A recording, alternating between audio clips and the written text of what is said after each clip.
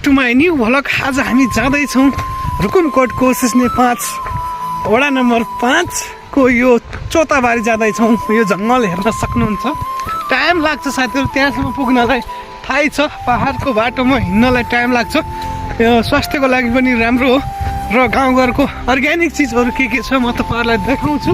सबैले like comment गरिदिनु होला।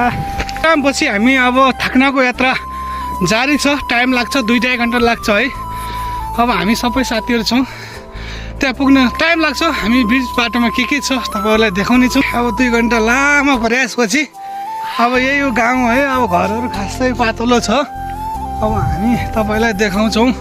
भर्खरै आइयो बिस्तार सबै ठाउँहरू देखाउँछौँ। घरहरू कस्तो छ यो ठाउँमा सबै देखाउँछौँ है। यही पछि आइयो यो ठाउँमा। यो घर यस्तो छ यहाँको ठाउँहरू हेर्नुहोस्। आफ्नै दामी घर छ यो। अब यो सुन्तलाको बोट हेर्नुहोस् है। अब सुन्तलाहरू अब यो गाउँमा आइसकेपछि यहाँको अर्ग्यानिक सुन्तला खानै पर्यो। हेर्नुहोस् त कत्रो ठुलो छ यो।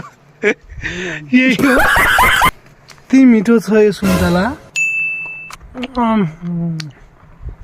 मिठो छ साथीहरू।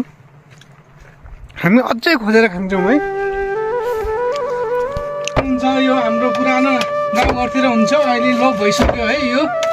म तपाईँहरूले पनि जानकारीको लागि हामीले तपाईँलाई देखाएको छु।